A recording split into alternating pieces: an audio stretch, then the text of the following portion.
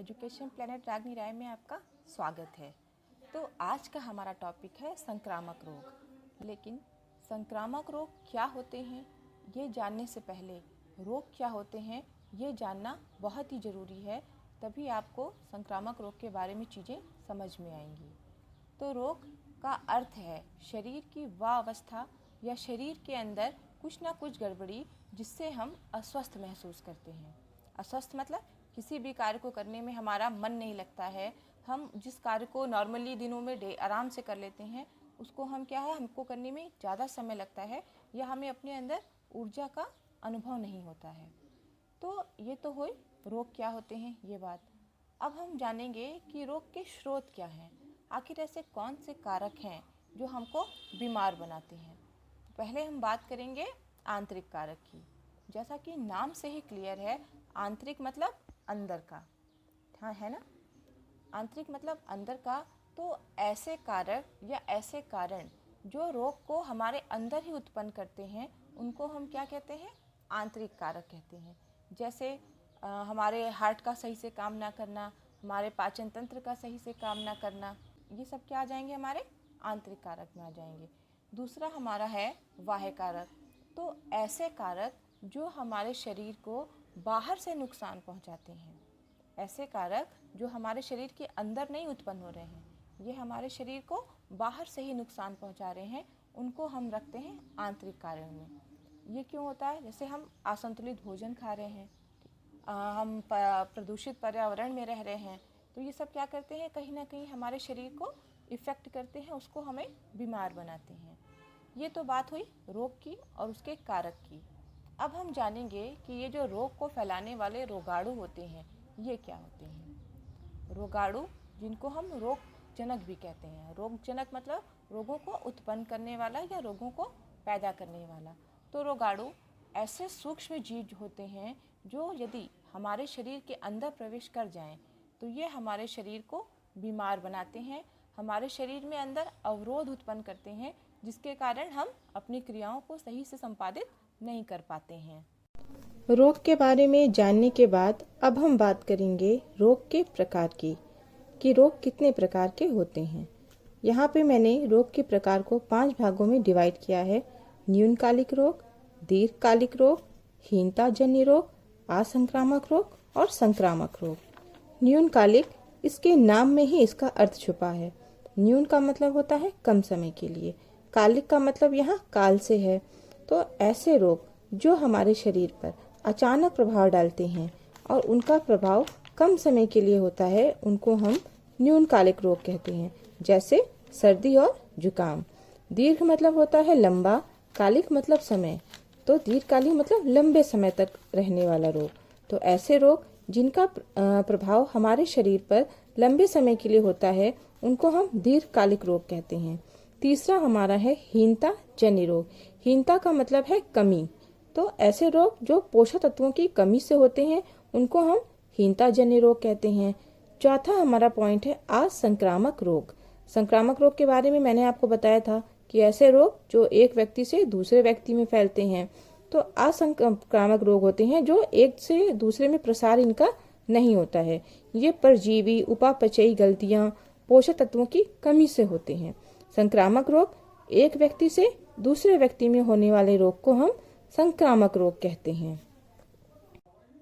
ऐसे रोग जो किसी न किसी रोग जनित कारकों से फैलते हैं, जैसे प्रोटोजोआ से, कवक से, विषाणु से या फिर जीवाणु से, उन्हें हम संचारी रोग या संक्रामक रोग कहते हैं। संचारी और संक्रामक रोगों की एक खास बात और होती है कि इनमें एक व्यक्ति से दूसरे व्यक्ति में फैलने की क्षमता पाई जाती है। अगर इसको हम सरल शब्दों में समझें तो एक रोगी व्यक्ति से एक स्वस्थ व्यक्ति को होने वाले रोग को ही हम संचारी रोग या संक्रामक रोग कहते हैं। संचारी मतलब संचार, संचार क्या होता है, एक जगह से दूसरे जगह जाना, यही तो संचार है। तो ऐसे रोग जो एक व्यक्ति से दूसरे व्यक्ति में फैलते हैं उनको हम संचारी रोग की श्रेणी में रखते हैं। देखिए, इसे जनरली जो बरसात के मौसम होते हैं इस समय हमको बहुत सारी बीमारियां सुनने को मिलती हैं। इस समय मलेरिया होता है, डेंगू होता है, चिकनगुनिया होता है, चेचक होता है, ठीक, हैजा, तपेदिक, ये सब जो बीमारियां ये सब क्या है, संक्रामक रोगों में आती हैं। इनके माध्यम क्या होते हैं, कभी ये जीवाणु से होती हैं, कभी विषाणु से होती हैं, कभी ये कवक से होती है, जैसे हमारा दांत खाज खुजली हो गया है ना, और कभी ये किससे होती हैं, हमारे प्रोटोजोआ से होती हैं। ठीक, तो आगे हम समझेंगे कि संक्रामक रोग किन किन विधियों से फैलते हैं या इनका इस रोग के प्रसार का माध्यम क्या क्या है। रोग मनुष्य को अस्वस्थ बना देते हैं तथा शरीर का सुख चैन छीन लेते हैं। इनकी उत्पत्ति का मुख्य कारण बहुत सूक्ष्म रोगाणु होते हैं जो मानव शरीर के अंदर प्रवेश करके उसे रोगग्रस्त कर देते हैं। रोगाणुओं के शरीर में पहुंचने की बहुत सारी विधियां हैं या रोगाणुओं के द्वारा रोग फैलाने की बहुत सारी विधियां हैं। तो हम यहाँ बात करेंगे संक्रामक रोग के फैलने की विधियों की या माध्यम की। तो यहाँ पे अगर आप नीचे देखें तो ये 6 तरह की विधियां हैं या 6 माध्यम हैं जिनके द्वारा संक्रामक रोग हमारे शरीर में फैलते हैं। पहला वायु द्वारा, दूसरा जल द्वारा, तीसरा कीटों द्वारा, चौथा लैंगिक संपर्क से, पांचवा सामान्य संपर्क द्वारा और छठा है संक्रमित जंतुओं द्वारा। तो हम सबसे पहले बात करते हैं वायु की। वायु जो है वो भी संक्रामक रोग के रोगाणुओं को फैलाने का एक माध्यम है। अशुद्ध वायु अनेक रोगों की उत्पत्ति का कारण बनती है।